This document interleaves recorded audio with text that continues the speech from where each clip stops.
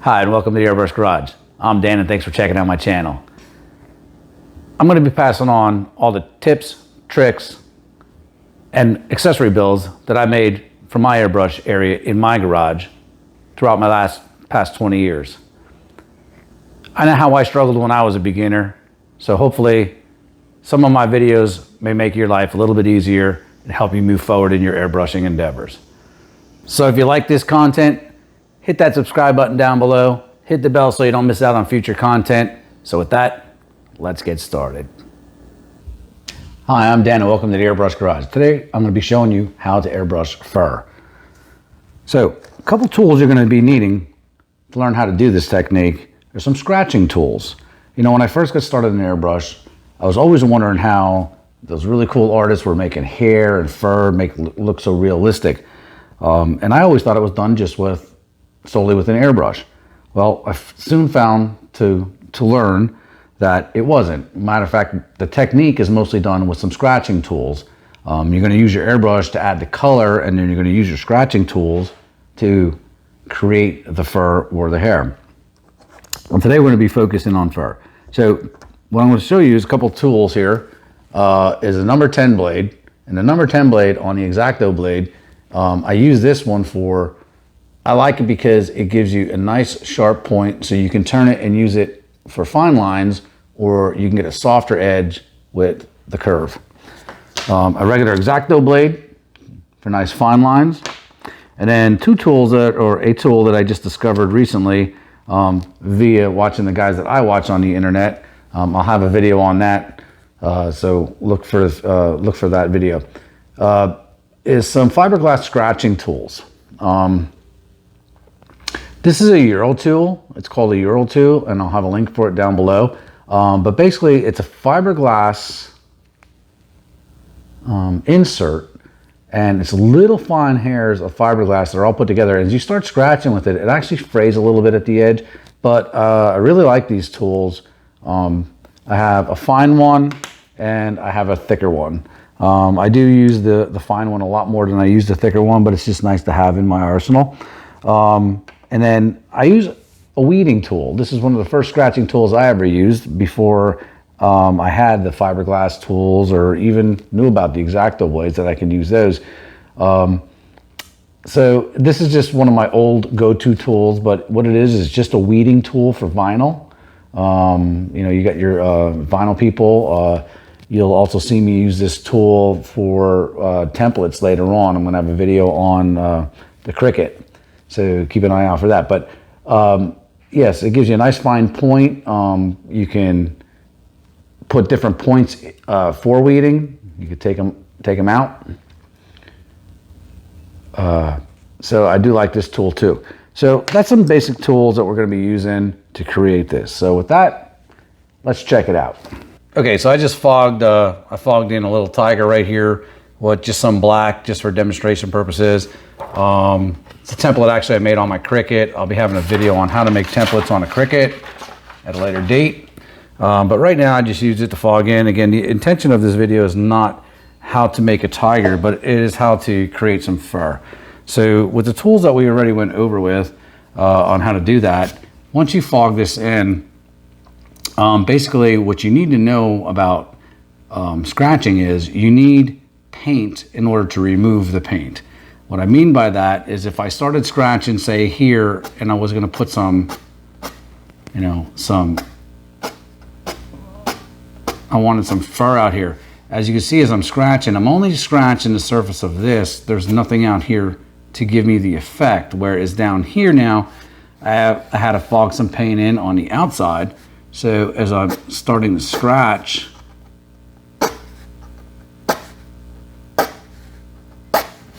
as you can see now, you're removing the paint and the highlight is coming forward, therefore giving you the desired effect.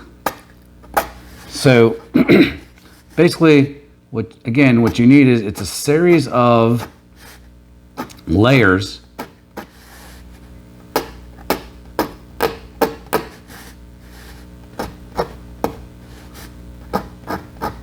And this is just the first layer of what would be many.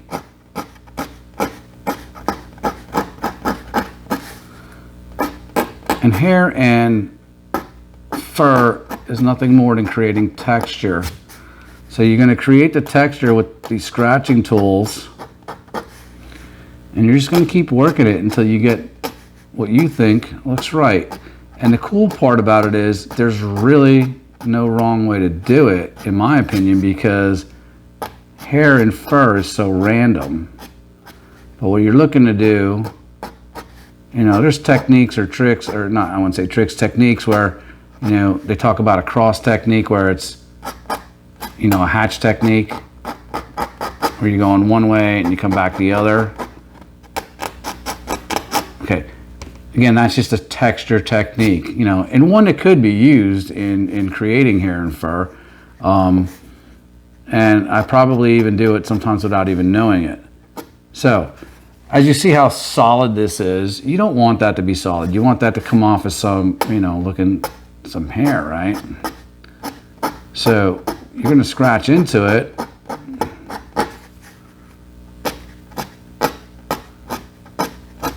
And then what we're going to do is we're going to come back with our black. And again, we're going to overlay it. And this looks like this takes a long time. It really doesn't.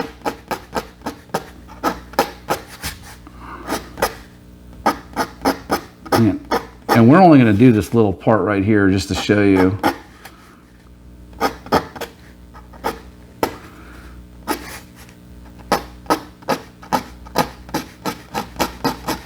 And look, you're not trying to get everything perfect, or, you know, every hair and every line. As you work this and keep layering it, you know, you can fix things that you don't like, add things to it that you know, or more of what you do like. You can just keep working it back and forth. What I'm trying to show you right here is I'm just trying to give you a little demonstration of the separation of hair going one way to the other. Even whether it's even correct for the picture right now, I don't know. I just want to show it to you. So what you want to do is you want to fog over what you just already done, and what you're doing is you're pushing back those highlights. So what you're going to see next is when I start scratching, it's really going to pop a second set of highlights. And what you have is you have some subdued scratches or highlights that you have already created. So this is going to create depth.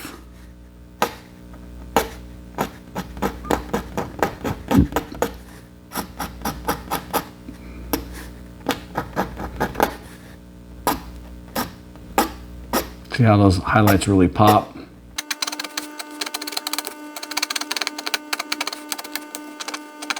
Yeah, and you could manipulate and turn the blade different ways. You know, try it out one way, try it another way, see which way you're getting your best scratching, because, you know, one way might not feel as good to you or work the best way. You can get some different effects by turning the blade.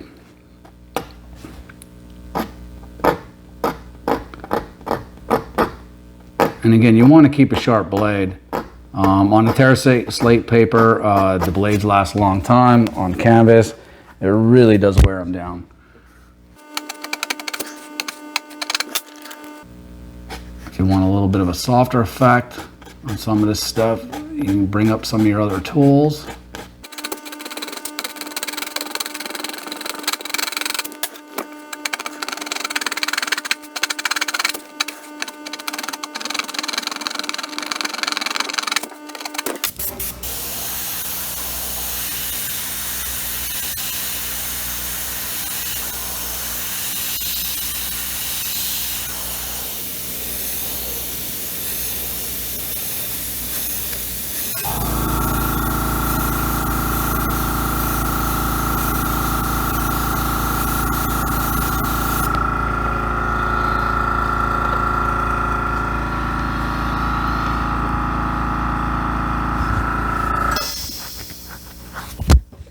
Again, pushing the highlights back as you go, deepening your deepest darks as you go.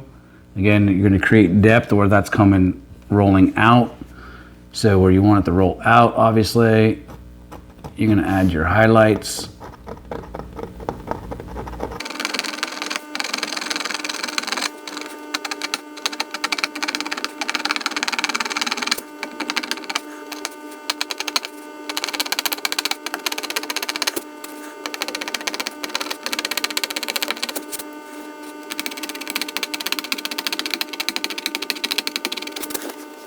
So again, depending on what type of media that you're working with, you know, in this case, canvas, you'll find tools that you like to work best. I like X-Acto blades when I'm working with canvas. If I'm doing Terra Slate, I like the fiberglass scratching tool. So again, depending on what surface you're on is going to depend on what you like to scratch with. But as I said in the beginning of the video, that's why you want to have kind of a little bit of an arsenal of different tools that you want to have on hand, depending on what you're painting or what surface you're painting.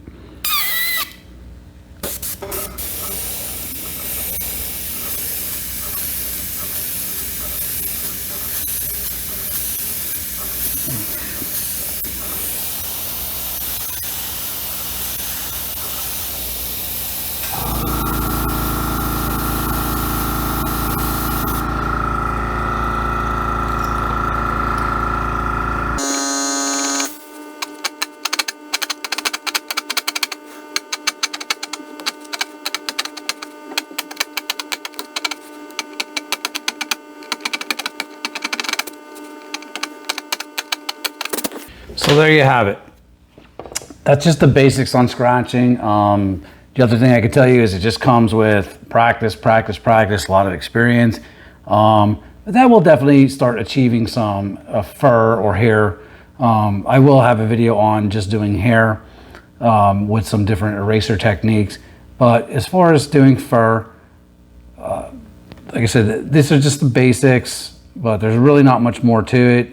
Just be patient, keep layering it, keep scratching, bring out your highlights where you want to bring out your highlights, and you know, keep in mind what you want to be pushed back, you know, your darker darks, and then highlight where, you know, the highlights are going to be what is, you know, coming out towards you. So just keep that in mind about, you know, where your light source is, also where, like I said, you want to push back your highlights. But already we have 3 layers on there, and it's starting to take on effect. And again, I'm not going to sit here and put all 10, 15 layers that I probably normally would do on the video.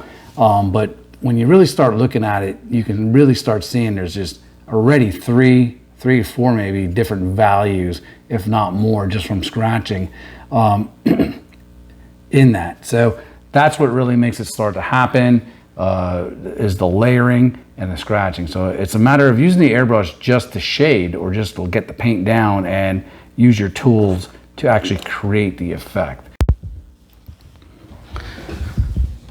So now that we went through the basic techniques on how to do some scratching and get some fur, with a little bit, I did want to show you this picture that I just recently did with some patience and some time. What you can achieve by, again, good example of layer after layer of paint, scratching with different tools, and just keep layering the paint and to achieve the effect of fur.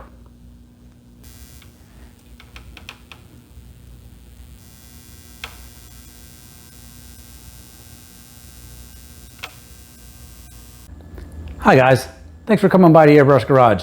If you like this video, check out some of my other videos for all your airbrush tune-ups. And if you like content like this, hit the subscribe button down below. Hit the bell so you get future notifications. Share it out with your family and your friends. Really appreciate that. And we'll see you in the next video, and keep on painting.